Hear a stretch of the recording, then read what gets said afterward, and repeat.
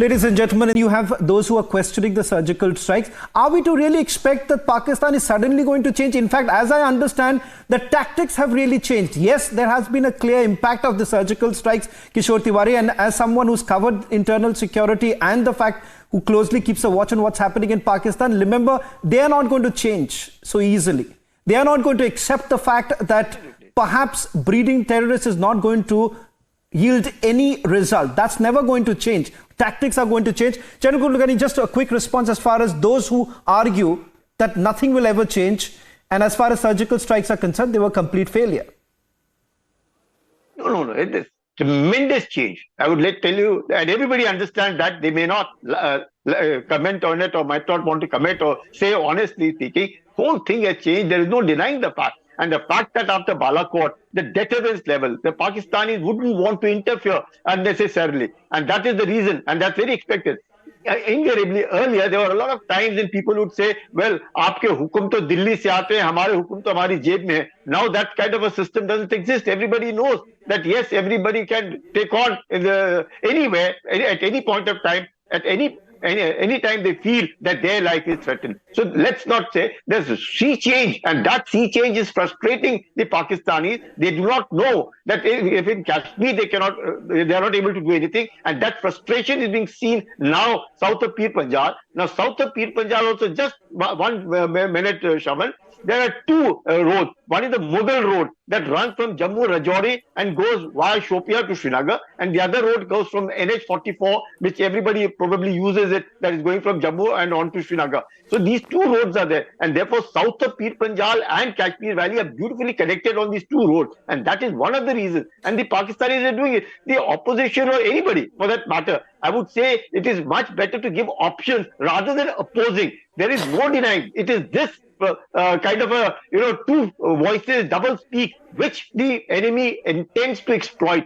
At least in issues of national security or things which are there, each one of us must come out with a better option. What is it that we can do to prevent it, rather than accusing the Prime Minister or, for that matter, anybody can do nothing. It is the troops on ground who have to do everything, and to which they are fully equipped. They are doing it. Yes, there will be ups and downs, but that does not mean that things have gone berserk or something like that. It takes time. The area is forested, is thick. There are people who are in connivance with the militants over there, and there are a lot of Gujjars and Bakarwals who probably will switch loyalties, and these kind of things happen. Okay. It takes time, but let us not, the political parties must stand on the same page, on the same platform, that it is highly condemnable and must come out with options which, if they can offer to be able to do away with it in south of Pir Panjal, by all means, yes, rather than playing a ball in a manner in which the Pakistanis take advantage, and so does Hafiz Saeed and and all the other terrorists over there taking advantage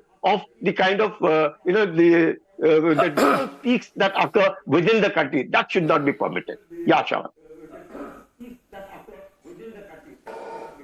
Okay, Sanjay Kulkarni, thank you very much, because I wanted this perspective to also come in, at least for those who seem to be perhaps a little reluctant to admit the fact that there has been a clear change. Let's have Adil and Shahzad on the screens right now. Adil, your boss seems to be only wondering as to how have things really changed in Kashmir Valley. Why exactly has things really changed for Kashmir Valley? Because the reality is this: it has changed. Accept it now.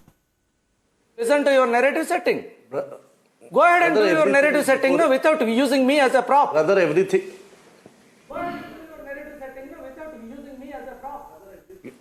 You are asking me? Shyam Prasad Mekka, that question was for Adil. Adil, if you can hear me. I'm asking Adil, because AIMIM seem to be believing that Pakistani act, the Pakistani act should be blamed to none other than the Prime Minister. How exactly is the Prime Minister responsible for it? आज जो घटना हुई थी पुंछ में, सबसे बड़ी बात आपको बताना चाहता हूँ, 21 तारीख के बाद जब एक उसमें एक शव बिहार के भी थे, एक उसमें शव बिहार के थे, और एयरपोर्ट पर और जमुई में जहां के वो रहने वाले थे, ना बिहार सरकार का कोई मंत्री था, ना केंद्र सरकार का कोई मंत्री था, जबकि भाजपा से भी दिल्ली सरकार में मंत्री है, और जमुई से सांसद जो है वो भाजपा से एलजेपी से है, ना वो पहुंचे उसके घर, ना बिहार सरकार के अशोक चौधरी कैबिनेट मंत्री है, ना वो उसके घर पहुंचे। ये दोनों भाजपा की सरकार और यहां जदयू राजद की सरकार सिर्फ शहीदों का अपमान करना जानती है, शहीदों का सम्मान करना नहीं जानती है। अफसोस होता है उनके भाई का रोता बिलखता वीडियो वायरल हो रहा है कि बिहार सरकार के तरफ से भी नहीं और भारत सरकार की तरफ से भी कोई मंत्री उनके घर नहीं पहुंचा, ना एयरपोर्ट पहुंचा। क्या यही इंसानियत है? क्या यही शहीद को सम्मान देना चाहती है भाजपा जदयू राजद की सरकार? आपसे मैं पूछना चाहता हूं, पहले इस पर डिस्कस कीजिए। आखिर बिहार सरकार के मंत्री अशोक चौधरी वहां के रहने वाले हैं, लोजपा के सांसद चिराग पासवान है, गिरिराज सिंह है, रविशंकर प्रसाद है, सुशील कुमार मोदी है, सम्राट चौधरी है, इतना भाजपा के बड़े बड़े नेता है। क्यों नहीं कोई एयरपोर्ट पे गया? क्यों नहीं कोई जमुई में गया? इनको प्रोटोकॉल मिलता है, क्यों नहीं उस शहीद को उस तरीके से सम्मान मिला? आप पूछिए भाजपाइयों से, पूछिए राजद के लोगों से, पूछिए जदयू के लोगों से। और बैरिस्टर असदुद्दीन ओवैसी साहब बिल्कुल सही कहे, 370 सिर्फ इनका एक मुखौटा था। आप वहां की स्टेट असेंबली से आपने नहीं बात की, इंसाफ नहीं दिया, जिसके चलते ये मामला हो रहा है। पाकिस्तान से आप क्रिकेट खेल रहे हैं, जैसा जाके क्रिकेट खिला रहे हैं अहमदाबाद में, पाकिस्तानी क्रिकेटर को ऐसा इस्तकबाल हो रहा है, लगता है कि वो घर के दामाद है। बार बार हम बोलते हैं जब तक पाकिस्तान से अमन होगा आप मत क्रिकेट खेलिए, लेकिन आप जय शाह पर सवाल नहीं उठाइएगा, आप 370 पे सवाल नहीं उठाइएगा। उस जवान के just one point, Shehzad, I want to make one point. Adil, चलिए आपने सवाल तो पूछ लिया, जवाब भी सुन लीजिए इनका, बट एक चीज मैं कहना चाहूंगा, when you're talking about the state assembly that was dissolved and thereafter you have Article 370 being abrogated, that entire matter has been completely perhaps done and dusted. The Supreme Court has weighed on it. I want Shehzad to also come in. Shehzad, the question they're asking, there is a clear insult. There was also a picture that was also doing the rounds back, if I'm not wrong, in Uttar Pradesh, when you had one of your leaders perhaps taking a picture with the victim, with the next of the kin. Shravan ji, how would you respond to that? He's essentially saying that it's again a prop for you. देखिए श्रवण जी, एक बात तो इतनी अच्छी है कि जो लोग याकूब मेमन की पैरवी करते थे और जो लोग आर्मी में मुस्लिम और हिंदू का हेड काउंट करवाना चाहते थे, आज उनकी भी राजनीति इतनी सहूलियत नहीं देती है कि वो शहीदों का अपमान कर सके। और इसीलिए आज वो कह रहे हैं कि शहीदों के सम्मान में क्या क्या हुआ क्या नहीं हुआ ये गिनवाइए। ये वो पार्टी है जिसने याकूब मेमन की पैरवी की थी सुप्रीम कोर्ट की फांसी की सजा लगने के बाद। पहले तो ये बता दीजिए कि आर्मी जैसी सेकुलर इंस्टीट्यूशन में एक लौते नेता जिन्होंने हेड काउंट रिलीजियस बेसिस पर करवाने की बात की है तो वो असदुद्दीन ओवैसी है। तो मुझे लगता है जो शहादत को बांटते हैं कम से कम उनको बोलने का कोई अधिकार नहीं है। अब आते हैं सवाल पर। देखिए 370 पर आज शिवसेना उद्धव सेना के जो प्रतिनिधि है, उद्धव सेना ने हमारे साथ वोट किया है उसको हटाने में, परंतु कांग्रेस पार्टी कहती है ये ऐतिहासिक भूल है और इसको हटाने की वजह से ही एनसी और पीडीपी कहती है कि ये तमाम आतंकवादी घटनाएं हो रही है।